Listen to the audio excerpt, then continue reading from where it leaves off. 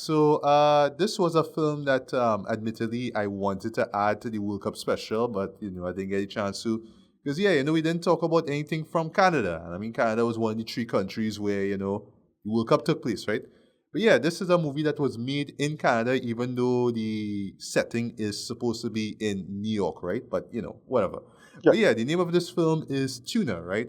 This is the newest film from Daniel Roja, who I was introduced to through a documentary that I absolutely enjoyed back in 2022 called Navalny, that Okay. eventually won the Oscar for Best Documentary in 2023. Right. That was when Navalny was still, in prison, but, unfortunately he passed away, right?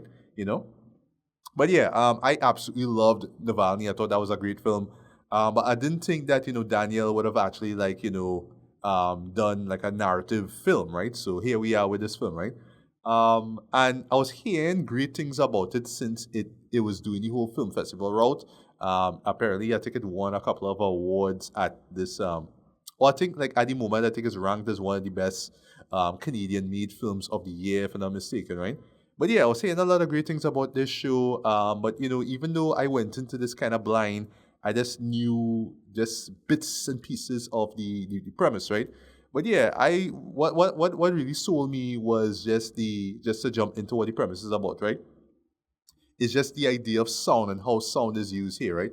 So this stars Leo Woodall, right? And sorry, folks, but I have not watched The White Lotus, so I didn't know that he was in that show. So I was like, okay, you in that? All right, okay, cool, whatever.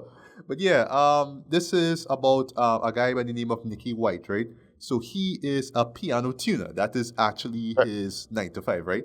But you learn that he has this particular condition, well, this particular ear condition, this very like hypersensitivity that he has with his ear, right? So Right. he like when it comes to loud noises, like it literally triggers him. Like he cannot take loud noises, right? So what he does, like you would think that he would have like some sort of like hearing aid or something like that, right? But what he actually has is over the ear headphones, right? And he usually uses that when he goes out, right? But people wouldn't notice because they just think, oh, he just listens to music. But no, that's actually to protect his ears from loud noises, right? And because he's in New York, right? He kind of have to do that, right? Right. His mentor of sorts is actually Harry, right? Who is played by Dustin Hoffman, right? And yeah, Right. you're just basically seeing them in the element. They're just going from house to house, or at least people who hire them to pretty much tune their pianos, right? And yeah, I was like, a few weeks, because I saw this film like a few weeks ago, right? So it's a few weeks ago, years old, where I found out, wow, like pianos actually need regular tuning. Like Right. you Right. just Yeah. think, oh, you Record just and top. Yeah. yeah. Like I didn't think about that. I just thought like, oh, you just sort of do it yourself and you play, right? But like no, like ever so often you need regular, tuning ups, right? But yeah, Nikki ends up going at this particular house, right? And at the time, there's some work, seemingly like construction work going on, taking place, right? But then he see these guys basically working at a safe, and he doesn't know what's going on, right? And of course, he can't do his work because they are making noise upstairs, and of course, that triggers him, right? But yeah, he eventually finds out that these guys, these Armenian guys, basically, yeah, their job basically is to go to houses, to rich people's houses that have safes and rob them, right? Rob them blind, right? So they just go in, crack open the safe, and they just take certain items and they just run off with it, right?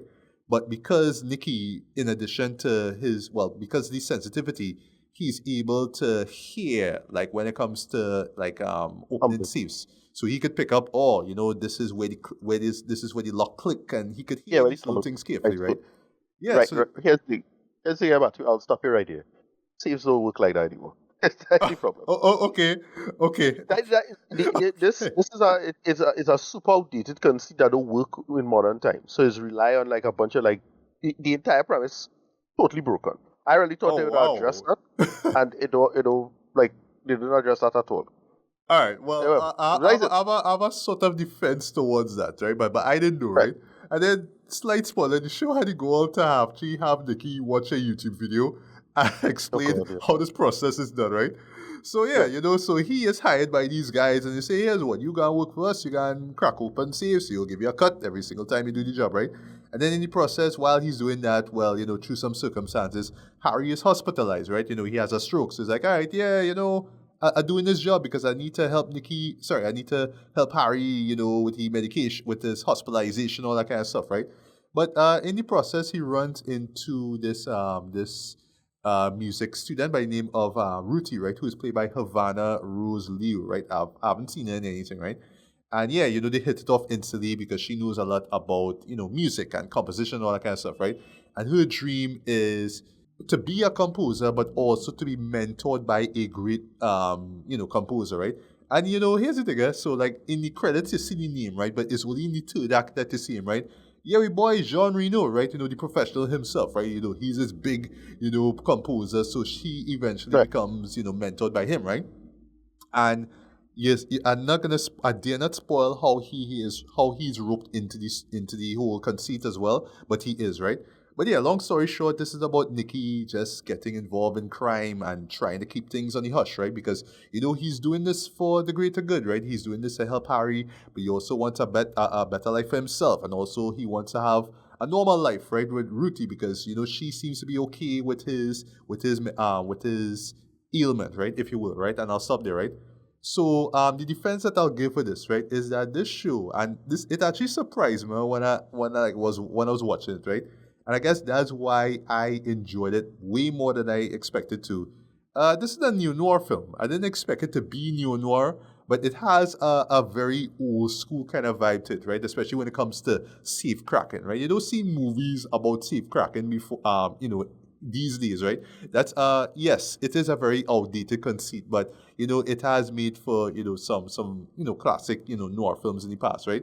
So I like that whole new noir kind of vibe to it too, right? In particular, like what happens to Nicky, like his character arc throughout the film, right? It really feels like because the show kind of like skillfully like plays with the idea of yeah, he'll get through it because he's so charming, he's such a nice guy, he's so cool and chill. But like no shit gets dark, like I'm not gonna say when, right? But yeah, what you what like you're just sort of just there, like just enjoying this how laid back it is, right? And then also, I would say the jazz soundtrack, adds to that as well too, right? There's Right. some, classic jazz cuts that are there. Also, slight spoiler, Herbie Hancock actually make an appearance in it as well. Because they mention him Mhm. by name at the beginning of the film, and then he actually pops up there. I'm not gonna say what scene he's in, right? But yeah, it has this real like jazzy, chill out vibe, right? But I would say, I would say like the second half to the very end.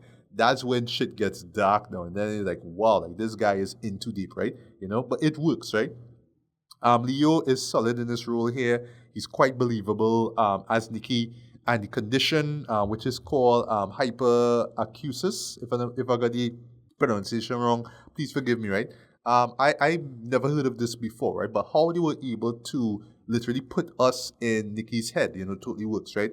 And it's not just with his character and his acting, right? Which yes is solid across the board, but also sound, right? And I don't know. I'm just a sucker for movies that play with sound a lot, right? And it's nothing too spectacular, right? Similar to Undertone, which I covered a few months ago. Yeah, they play a lot in terms of sound, especially with like the volume and all that kind of stuff. So it absolutely works, right? There's actually a great scene that takes place during a rave. That's all I'll say without spoiling anything. And how they use sound there, I thought absolutely works, right? Premise wise, yes, it is stuff that you've seen before, right? The seemingly innocent guy with a skill is like, yeah, this guy, we want this guy in our team, right? But then, yeah, eventually he gets into deep into the situation, and shit gets bad from there, right?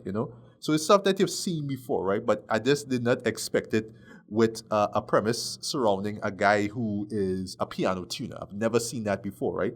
And I also like that character wise, it shows that he was sort of like a savant as well too, right? He knows a lot about pianos, right? Well, sorry, about musicality, right? Or sorry, music theory, sorry, right? He knows a lot about that, right? And I would say it makes for unexpected but kind of a fantastic ending in my opinion, right? It is very dark and cynical, but it works in my opinion, and it adds a lot to Nicky's character and yeah, basically why he is in the position that he is in at the end of the film. That's all I'll say without spoiling anything, right? But yeah, I enjoyed it for what it was, man. I think it absolutely works. It's again, it's straightforward neo noir kind of stuff. I guess I guess the conceit is outdated, I guess, but I don't know. Like I just saw it as them as the filmmakers or the writers or whatever it is, sort of paying tribute to like old school '60s crime films or noir films or heist films, right? That's what they're going for, but that's from a modern context, right? But the way how they use sound and just the character that Leo plays and yeah, just how everything was just sort of put together, I thought works for me, right? So yeah, for me, rating wise, I will give this a decent to strong 4, man. Or 4 to 5. Sorry, I think that it is worth checking out. Is it best of? Alright, like I would put it as up there as one of the best that I've seen for the year, but I feel like with subsequent viewings, it may end up being like a honorable mention. Like I might just watch it like, yeah, I like the vibe of it, everything, the vibe of it. Sorry, but um, I don't think it'll be a show that I'll be going back to in a hurry. It's one of those shows that you just had to be in a mood to see, which is fine. It's not every show you have to like automatically want, be feel the need to see because you love it, right? This is a film like I don't know, like if I just want a show to just sort of like rock back and chill to, I would watch this film, right? But yeah, I would say I would say that it is definitely worth checking out. I really enjoyed it for what it is, right? Again, for me, I just love neo-noir, so I guess it just worked for me because of that. But if you're not a fan of that, I guess you might just probably watch this and just think it's just, I don't know, just meh, right? So yeah, Ricardo, you could just tell me how wrong I am, seeing that you saw this show just, well, quite recently Uh, yeah, compared to me. yeah. No, the problem is that the premise kind of dated, and but it don't fit now. It remind me of a little bit. Gosh, remember Southpaw? Like this to make sense now as Or a I story, still to this day have not seen Southpaw, right? right? And yeah, It's kind of like I that, know there was the Eminem song, but the Eminem song, at least the hook of it was so cringe. I was like, I don't know, right? boy. I don't know. I know we boy Jake Gyllenhaal in it, but like, I don't know. Right. But was But it's one of Southpaw those things good, that just or it was just like no? no, I remember right. I remember kind of liking it, but thinking it would have make much more sense in the 90s or something. Like it's one of those the modern world you could adapt to the modern world, so it have me like I know the character's supposed to be kind of stupid, but still. But this now same thing. This the first sequence is solid. Like it starts really strong, and then it's like it kind of not. I won't say the movie like fall off a cliff, but it's like yeah, if this character doing this should be done in this way instead of this. And they try to make it all modern by saying, well, he's stealing crypto thing, and they go hide Yeah, it in yeah, a yeah. safe. But like it's like the shittiest tumbling safe. It's like, yeah, but safes don't work like that anymore though. Like yeah, again, I get that he's supposed to be super duper, basically have a superpower from alphas, right? If you know alphas, if you know, right? I get that, but still, like, no, that is not how this is worked. The people will be a lot more careful with that simple security measure. So I was having a hard time buying this as a concession. So it really relies on you just like being kind of ignorant to the conceit. If you can ignore that and let it slide, and fine. Because like, movies that make these same mistakes, I suppose better filmmaking would have cover for it. Because like, I love Black Bag, and Black Bag have a couple things in it. It's like, no, this kind of stupid. So it's like that.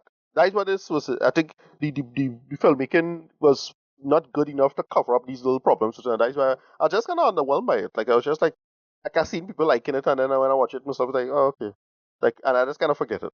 It's like, oh, I thought this would have been better, but it was like it didn't do the jazz stuff. It had a little whiplashy kind of vibe to it in terms of the crime aspects. And recently I was always thinking of Drive as well because like Kavinsky died the other day, so is that um is these things. It have that same style, right? Of the early 2010s. I suppose if this came out years ago and I might have like it. Because it had to justify again the big justification is why safes are like this. They're like, yeah, but that's not how safe this work. It have all kind of other ways that you can't get past. No amount of safe crack it could save you from that. No amount of hearing thing I think could save you from like cracking a safe in this way. So that's why I had a problem with it. Like I know locks, but locks will work like that. Certain locks will work like this. I don't know. But that is it. That is what it boils down to. I still think it's okay characterization. I don't think, but it because that he came out, the rest of the movie kind of just fall apart. It have the, as called a Prince Rupert drop is one of these small things that just could undermine the whole thing. But if you take it in seriously, it'll work on its own. Yeah, that's how I feel about it. I didn't completely hate this, but it's just those small things just kind of undermine the rest of it as it was. So that's how I feel about it. Rating. 6, closer to 7, I suppose, which is not that bad of a score, but I was expecting more given all the hype the movie was getting. I suppose Hmm. it's that. I think I went with too high expectations. So, Okay, I see. Yeah, as we wrap up this review here, right? Yeah, it is one of those shows that even though it's not like a big movie, it did come with a high level of hype. So like I went Yeah, in knowing that this show is getting reviews, and I see it show up in a couple of best of the year stuff, right? But for me, this could be an honorable mention because this is a show that I enjoyed. But I feel like if I watch it again, I'll be like, yeah, Nikki kind of like, yes, he is a naive person. I get that, right? But at points, I would admit, yeah, there are a few moments where it's like, nah, though, you should have thought that shit out a lot better, Joe. Like, come on, man. Um, but yeah, I feel like it is a show that if I were to rewatch it, I could nitpick it even more, right? But I still will put it in my honorable mention, nonetheless, right? And I guess in your case, you just wouldn't bother to put it in any list, right? But yeah, it is what it is. But yeah, like I don't hate it, you know. I just think because of the amount of hype the movie was getting, mm. I see people talking about it, but it's just kind of just largely squandered potential.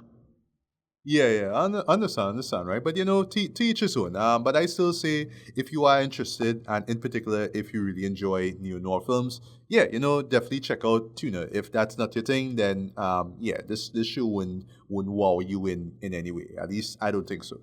All right, so let us talk about the full mini series of Cape Fear, right? Because yeah, Ricardo, you talked about the first two episodes before, and I was Right. waiting for the full thing, the full 10 episode run to come out, right? So I was able to watch that out, right?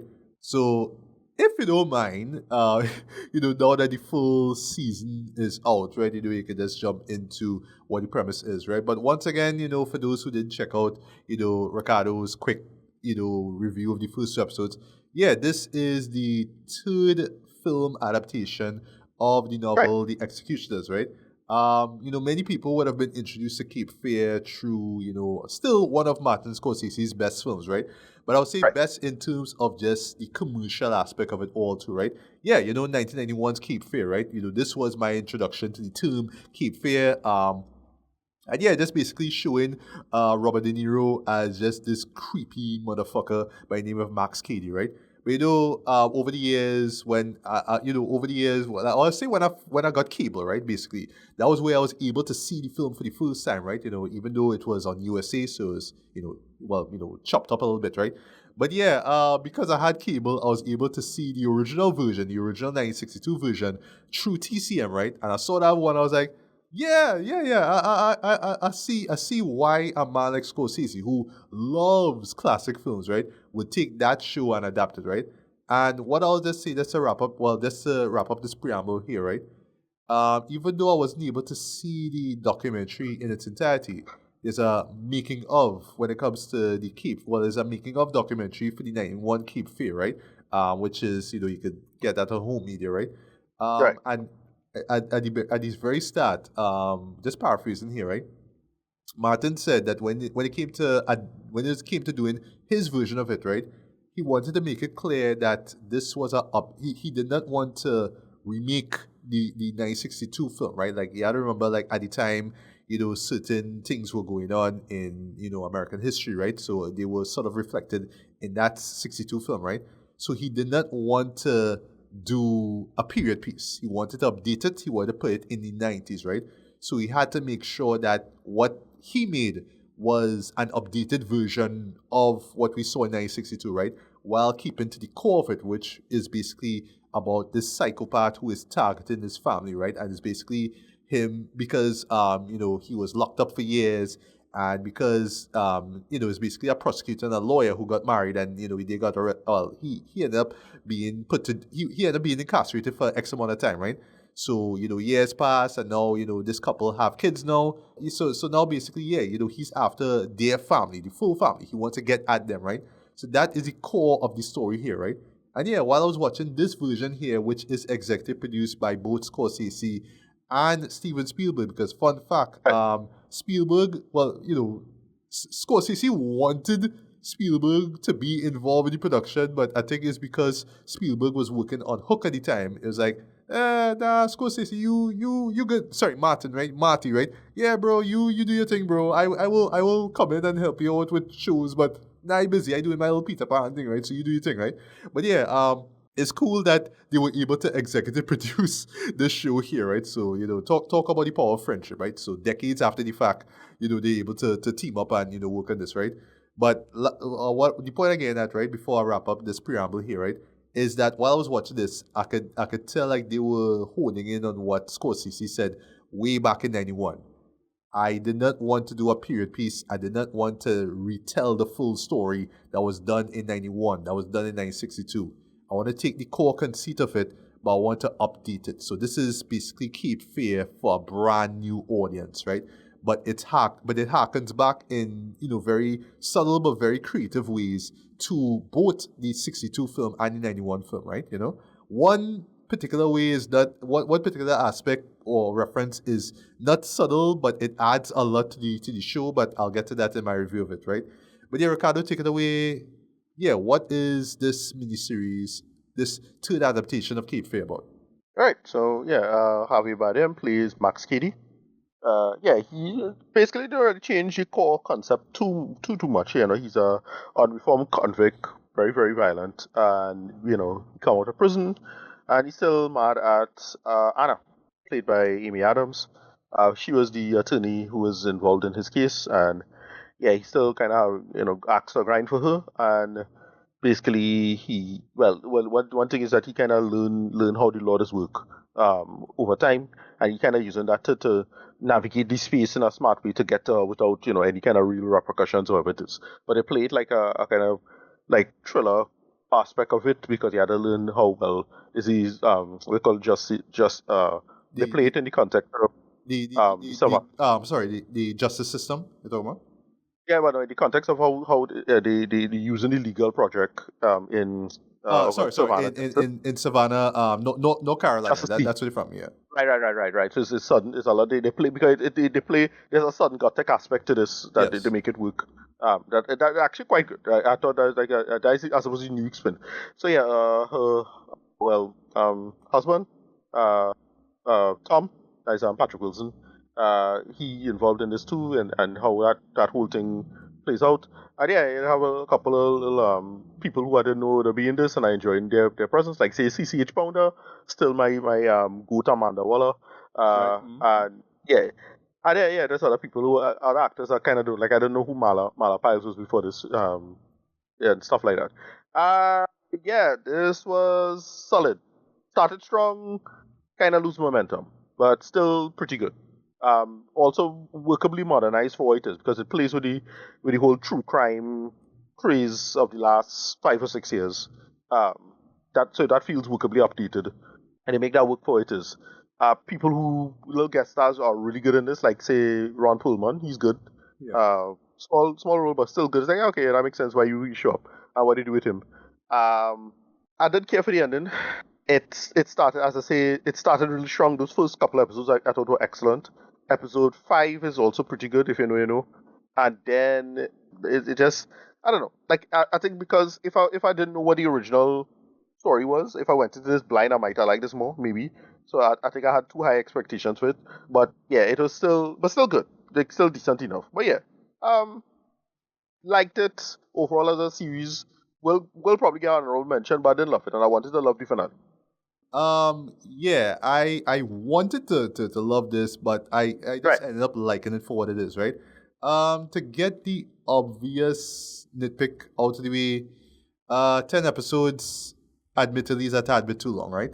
Now Right. I understand, right? This is a mini series, so it's like, you know what? We have Patrick Wilson, we have, Amy Adams, we have Javier Bardem, right? Let's use as a token, we as in Universal, right? Let's use them as much as we can because eventually they're gonna bust out and do other films, right? For all I Right. know, Patrick Wilson might do another Conjuring movie, right? We don't know, right? Whatever, right? So let me just use them as much as we can, right? But admittedly, this could have been 8 episodes for the most, though.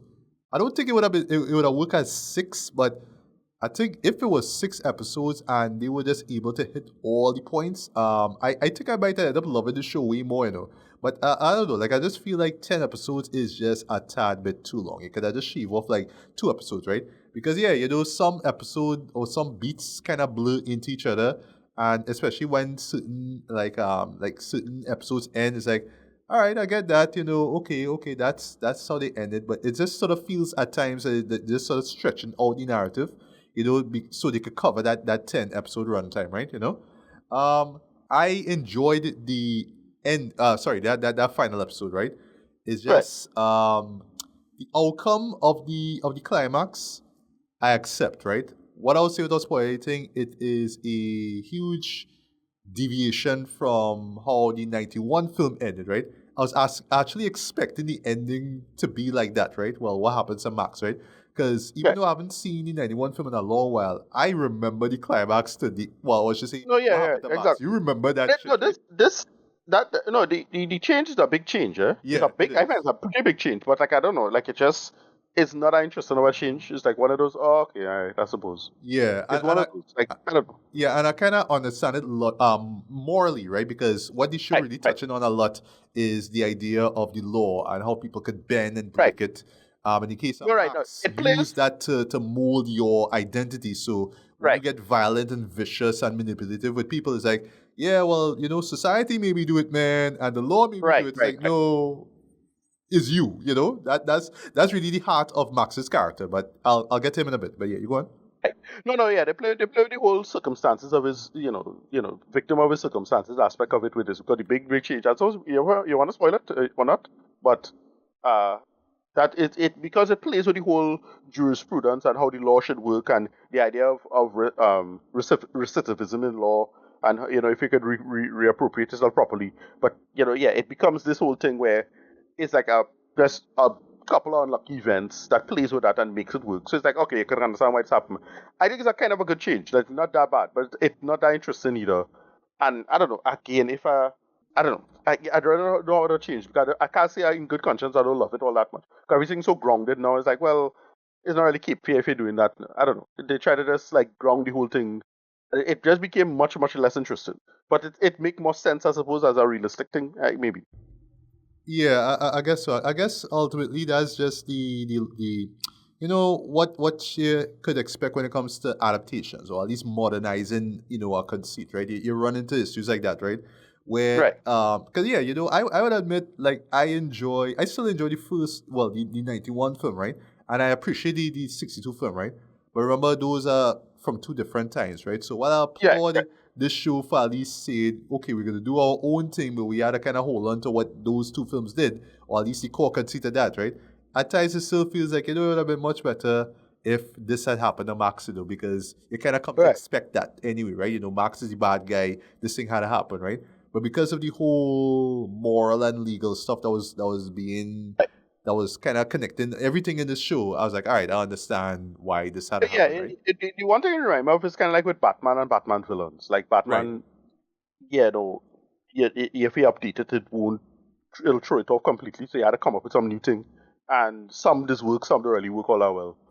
It's like that. It's like, oh, you're changing this thing, but I get it, because you have to, all modern science and modern like psychology will like take that away from you. So it's like that. Yeah. Yeah, but I don't know. I find it work, but it's a little underwhelming, and I get it. But I get it. It's like, Yeah, all right, it's one yeah, of those, but like, you get it moments, right? And yeah, last thing about yeah, the finale, right? That final shot, yeah. that's the best way I could say it. Like, I get it, I get exactly what it is you're trying to say, but that is like way too over dramatic and ambiguous. It's like, come on, guys, really? Like you really want me to leave the show with chills down my spine in that way? Like, come Yeah. on, guys, come on, man. But I get it, right? I get it, because that's how a majority of the episodes end and open. Before they get to the title card, which I fuck with, by the way, like the titles and whatnot. I fuck with that hard. But yeah, I get it. I'm like, all right, guys, I know, but come on, man, like come on, right? The guy is human. That's all I'll say with us. Why anything, right? Max is a human being. He's not Michael Myers. He's not Jason Voorhees, for God's sake, right? Come on, right? But anyway, but Javier Bardem is he owns this show, though, right? He Yeah, absolutely, yeah, he he held it owns together this. for the most part. Yeah. Yeah. And this is not No Country for Old Men Javier. This is him Right. doing his own take on Max, right? So he have the charm and the insanity, the balance, right? Like how Robert De Niro did, right? And the cockiness with it too, right? But one show I'd really compare this to is a little kind of criminally underrated series called Hannibal, which Right. was cancelled way too soon in my opinion. I think it went on for 2 seasons or three, but criminally underrated in my opinion. That's like one of the best like psychological thriller shows out there, right? In my opinion, right? And you know, we have your boy Mads Mikkelsen, right? You know, playing Hannibal Lecter, right? But why I compare this show to that, right? Because this show does a great job in terms of studying the psychosis of the character. Because like when you see Max in the 91 film, for example, right? You just know, oh, you know, he's crazy, ex-con, come back to go after a family. And at times you'll be like, yeah, he's right. He should go after them, right? Because look at what they did to him, right? But at the same time, it's like, no, you are psycho, man. You should die, right? But this one, they give a lot of detail, a lot of character background to the character, right? So I love that he is this Right. mentally fractured individual who Well, yeah, has yeah. been They beat up do. in life in the past, right? But it's like he No, sort of used one sec. Like he like the show sets up his character in such a way, right? Like yes, he went through a lot in life, right? But every opportunity he has to better himself, he'll always kind of push that aside because he always thinking about revenge, and it's always like I have to go after these people because they did this to me. I have to go after these people, and you know. But the show does this nice balance of saying, you know, he right, you know, in a way, though, he's right. And then there's uh, moments where you see, well, you know, Anna, who's played by Amy Adams, and Tom, who's played by Patrick Wilson. Yeah, do some shady shit that's like, you know, he kind of right the way how he frame it, though. But at the same time, it's like, nah, but Max is an evil motherfucker. He had to go, right? So I just love the characterization that they give him in this, right? But they could get away with it because it's a season. It's not like you know a three-dimensional character that you will get in the movie, right? But you get more level. You get more like you know dimensions to who this character is. So yeah, you know, and Javier please him so well. Sometimes like yeah, he's right. No, he's wrong. And also there's numerous points where it's like what is his end game? Even characters say this out loud. What is his end game? So you're not really sure what he's about, right? But then eventually he sort of puts things down like, oh, that's what he set up. So yeah, you're not supposed to trust him ultimately, right? But yeah, oh no, yeah, yeah. They do a lot of hand rigging for this, right? yeah, yeah. And it's. But again, I get it. I get why they make these changes. It's fine. But I think the problem is that it's one of those things that if you're gonna update, yeah, I don't know, you should, I don't know, can I leave that out but they had to make it do something with it and try to make it make sense. And it's one of those changes that I would have like several years ago, like 10 years ago, I'd have probably really like this, but now it was like, well, nah, I would have preferred a simpler story, but they would have it feels a little too over explained for what it's trying to do, but I Hmm. get it. I So they're understand. Yeah. trying to like balance the argument and, they do well, there's a slight spoiler, they're trying to Phineas gauge him now. Oh yeah. So they're playing with that as it is. So I don't know. All right, so a few things for you before we wrap up here, right? Um, so all right, so when it comes to the references to the two original films, right? Of course, obviously it comes to the score, right? Just that Right. four note like driving melody stays with you, right? That da da da da, right? And I applaud the show for cause they actually get my boy Jeff Russo to do the score for this, right? It is all over the show, right? But it's never in an annoying degree. Like it's there when it needs to be there, right? And it's there a lot, right? But it never feels like this is the like yes, it is the driving melody behind the entire piece, right? Between the entire score for this show, right? But it's never to the point of being overly reliant on that, right? You know, because there's a lot of horns, there's a lot of strings in it, right? And yes, we can admit it is thriller music, right? You know, if you've seen one thriller movie, you kind of know what to expect, right? It's thriller music, but it's good thriller music, right? But because it harkens so much to the team, right? It works, right? And I saying all this because the team works. Like it is still the most memorable thing outside of the character of Max Keady. Like it's Max Keady and the team, right? That's the two main things you have to remember when it comes to any version of Cape Fear that you watch, right? They also throw in all right, slight spoiler, right? Um, someone who appeared in the 91 film is a side character in this show. Right. I was like, oh, okay, you in this, okay, right? And it adds to the character, well, you know, to Max's character and all that kind of stuff. So I was like, oh, they get you to be in this. Okay, that's cool, that's cool. And then the subject of that, yeah, you know, you see some familiar faces as well too. Didn't expect to see Ron Perlman. I didn't expect to see my boy Jamie Hector though. You would remember him as, the great Mario Stanfield from The Wire, aka the best TV show ever made, point blank period. Yeah, he was in this. I watched the face like, oh shit, this Mario though. What? Like, you in this, right? And what they do with him, slight spoiler made for a very, very convincing reveal. That's all I'll say. But yeah, that was a highlight to me, right? Like what happened to him in the show, right? But lastly, there's also a new character by the name of Nevea, right? I'm not gonna say what relation she has to Max, right? But you could tell, like from the moment she's introduced, she is meant to reflect the Robert De Niro version of Max Cady, right? Just the way how she looks, especially because she have this look about her, right? And they do something with her and Anna and Tom's daughter Natalie, right? Yeah, which at points kind of came off a little cliche, but to the point, like, okay, like basically they're trying to replicate the the Robert De Niro and Juliette Lewis. That's a big spoiler I'll give here, right?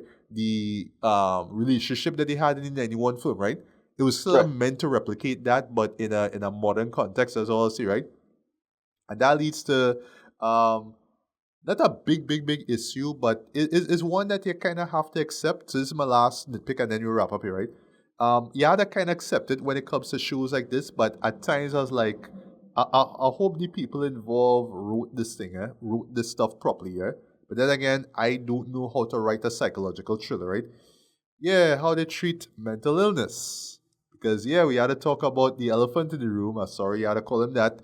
Of Zach, who is played by Joe Anders, right? Who is a character? Well, he is basically, the son of, Tom, right? I don't want it. Technically, Anna and Tom's son, right? That's all I'll say without spoiling it, right? But yeah, he is the most mentally disturbed of the heroes of the family, right, in the show, right? But yeah, he is sort of just there to be the crazy psychotic kid, right? The angsty kid who's misunderstood, and he takes drugs or is forced to take drugs, and he does violent things himself there, right? And there's points where he calls Max his father and all that kind of stuff, right? Now, I understand narrative wise why that has to happen, but at times I was like, okay, so he just crazy for the sake of being crazy, right? And they do that same thing at times with Nevaeh's character, where it's like, oh, you just mad for the sake of being mad, okay? But then again, I don't know how to write psychological thrillers, so I guess okay, like mental illness when it comes to Gen Zs or teenagers or whatever, or at least not adults per se, right? But Gen Zs nonetheless, right? I guess it would play out like that, especially when you're doped up on pills. I don't know, right? But at times the characters just do dumb and crazy shit because they sort of written that way. And I'm saying all this because I don't know if that is how people who suffer from mental illness, especially when it comes to that when it leads towards that sort of like violent or when it comes to like self-inflicting pain and whatnot, right? If that's how Right. it plays out, I don't know. But at times the characters could come off very, very, very cliche and very like, oh, they're just mad because they're mad, right? So I don't know, right? I don't know. But yeah, Zach in particular sort of took me out quite a lot by because he was just doing a lot of that. He was just weird and crazy for the sake of being weird and crazy. Oh, nobody understands me, man, right? But that's all I'll say, right? But yeah, for what it would, I still enjoy this though. I still say it's 2 episodes too long. I really do feel that they just stretch this narrative out way too long. But I do admire how they make it modern, and especially when it comes to the things that I not so much keep have us worried, but yeah, they just sort of keep things grounded in modern times, so it feels believable enough, right? Even though they sort of like stretch out Max's journey a lot, right? So at times you think he's going to be caught, but other times he's let go and stuff like that, right? But Javier really holds this show together. Patrick Wilson and Amy Adams are solid here too, right? But this is Javier's show true and true, right? He really breathes new life into Max. I like that he is able to bring his Spanish heritage into the character of Max, and there's like a nice little subplot involving why he becomes so mentally warped, something with religion as well as without anything. But he Right. gives it flavor. He gives it like vitality, right?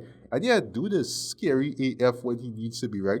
You also buy him as this victim of society, even though, yeah, he is technically on bullshit, right? As I said before, right? But yeah, for what it's worth, I enjoyed this, right? I wanted to love this. I really wanted to put this as best of.